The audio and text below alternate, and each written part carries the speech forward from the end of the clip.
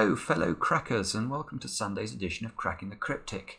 Now today we are going to be on classic Sudoku, and we get a lot of requests actually every week about the New York Times hard Sudoku, and we haven't done one for a while, and we got an unusual number of requests today, so we are going to do just that. We're going to have a look at the New York Times hard Sudoku, which is on screen in front of you. Now the New York Times, you can get this puzzle on the New York Times website until midnight tonight, US time, at which point it will disappear forever. They don't have an archive. So I've put it into our software, and you can obviously, if you're watching this after the 19th of January, you should just click on the link under the video. That will take you to our software where you'll be able to play the puzzle.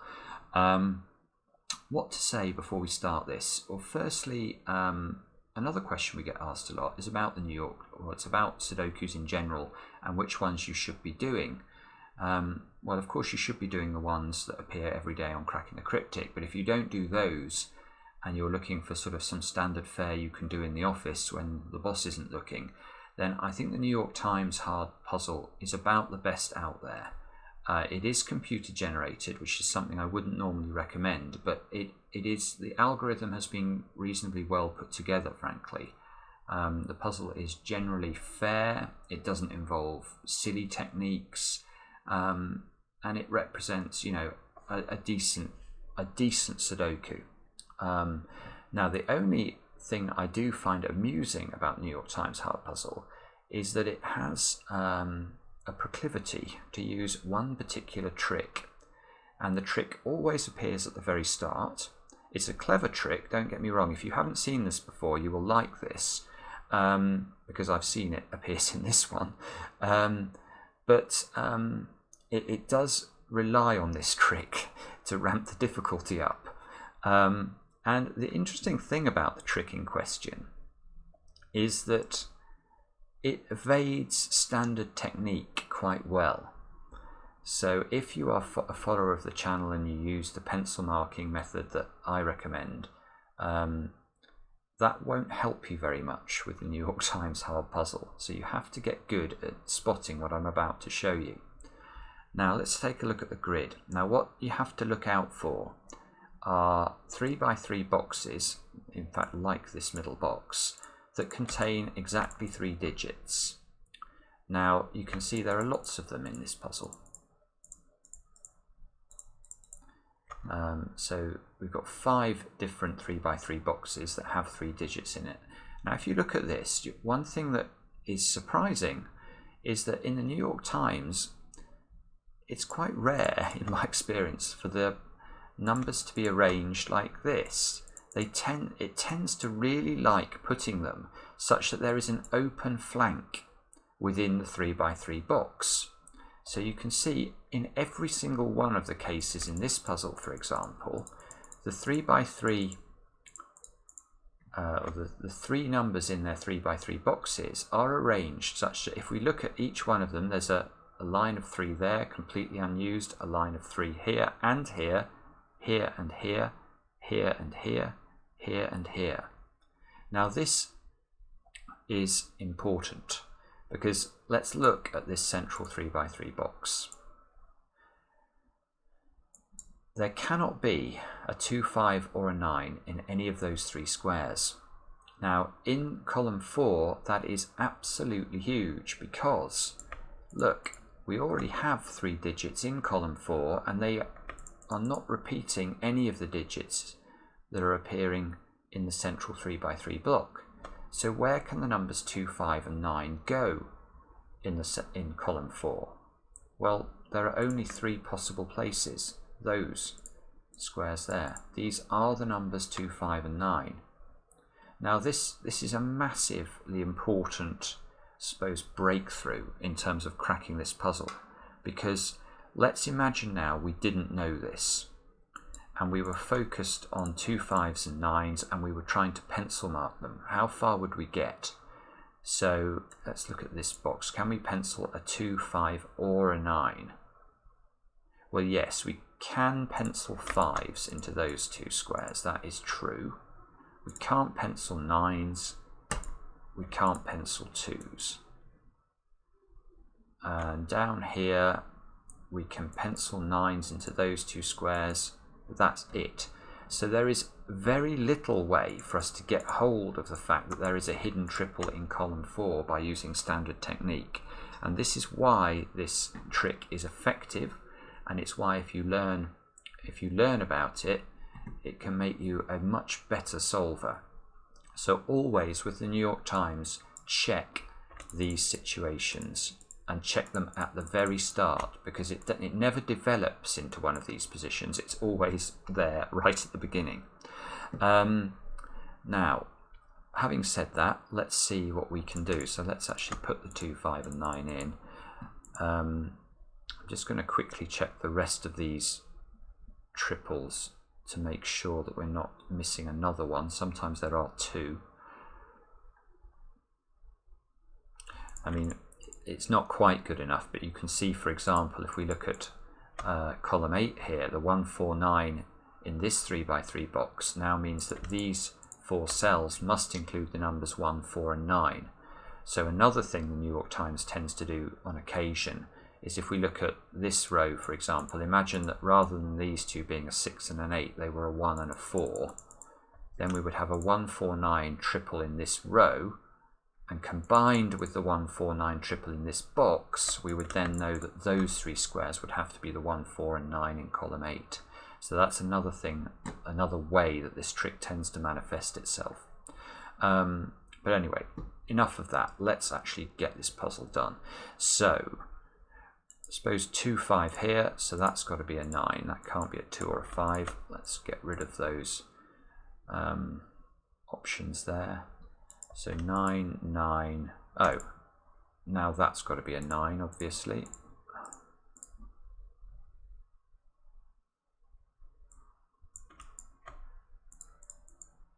Just checking the 9s here. These 3 squares have got to be 1, 3 and 4 to complete the column. That can't be a 3.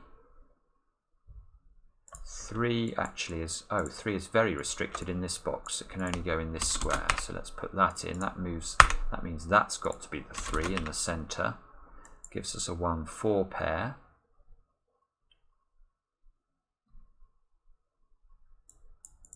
Must be a 3 in one of these squares. 6 here. That's these 6s interacting. 4s, look, in this bottom box. Now this is a 4. Now again, it's worth noting, I wonder if this is why people have had trouble with the puzzle. If you didn't know this was a 2, 5, 9 triple, you could have pencil marked 4s into those 2 squares, but you wouldn't have been able to write this 4 in. So it could well be that this initial trick is why the puzzle was proving recalcitrant. 8s. Yeah, 8s are important in this box. You can rule out 8s from these squares, so that's going to be an 8, that's a 4.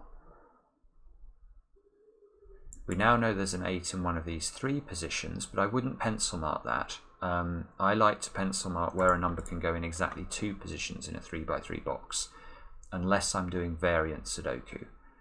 Mark, on the other hand, would merrily pencil mark 8s into these 3 squares, especially if he was solving on paper. But it's not something that I do. 1 here means this is a 1. That means that's a 1, because we know this can't be a 1.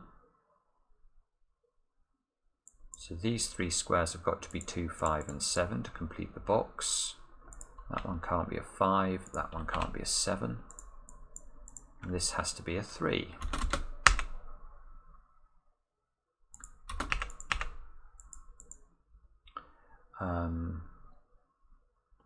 So what do we need here? 2, 5 and 7 again, so that's a 5 or a 7, that's a 2 or a 7. 9s. One of those 2 squares has got to be a 6. Oh, and coming back to the central 3x3, look, we've got a 6 and an 8 on the left-hand side. So this square can't be a 6 or an 8. These 2 can't be a 6 or an 8. So these 2 squares are a 6, 8 pair. which means these two squares are a 6-8 pair. This square must be a 7.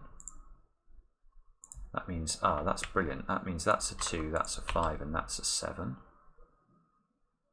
That means that's a 2, which means this is a 5, just unwinding the pencil marks. Nothing clever about any of that. This square at the top, to complete this column, must also be a 6 or an 8. 2, 2, 2, must be a 2 in one of these two squares. The other one's going to be a 7. These two squares have got to be 6 and 8, so we can't yet identify which way round that goes. I suppose it gives us a 6 and an 8 in this column though, so we should keep an eye on that. 2, 4.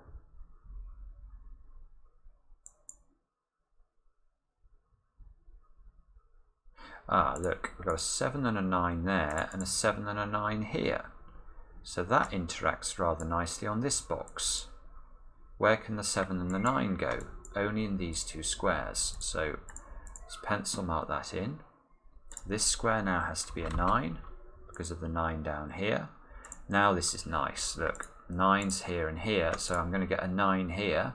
And this is the advantage, or one of the advantages of the pencil marking. The moment I place this 9, I also can place the 6. One of these squares is a 9.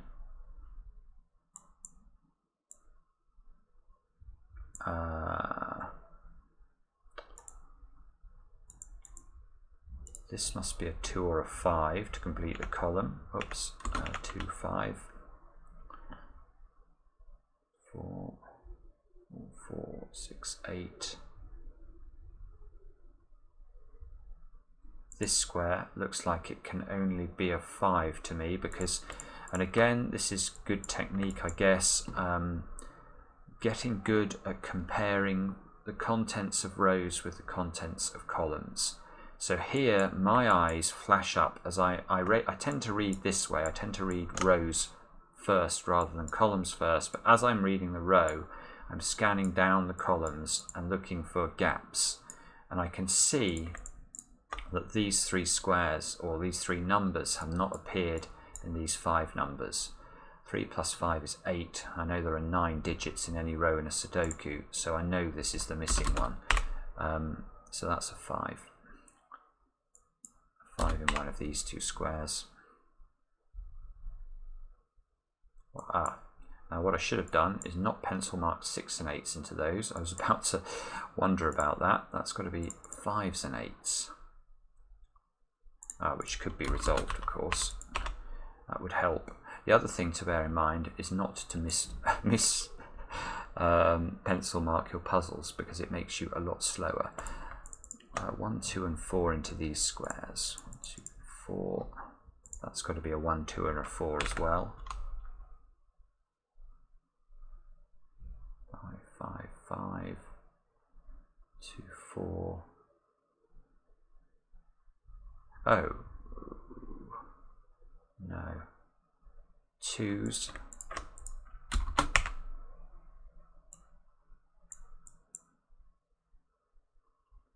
So this can't be a 2 now.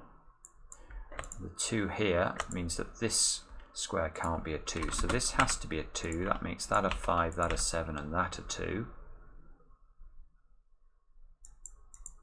Now this must be a 7, look. 4 here means one of these two squares is a 4. So one of those two squares is a 4. We need a 1 and a 4 to complete this column. So let's pencil mark that in and just see if we can. This must be a 5. That can't be a 2.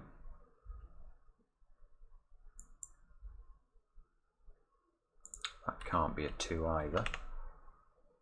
2 is in one of those two squares.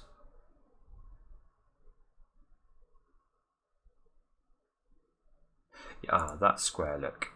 Again, let's just practice this. So these 4 digits here are not in this subset of digits in the row, especially not if you include the 4. So the 4 pencil marks are the easy thing to miss here. But with the 4 pencil marks, what can this square be? It can't be a 2 for many reasons, but let's look at that reason. That's what I saw. 3, it can't be a 4, it can't be a 5, a 6, a 7, an 8, or a 9, so it must be a 1.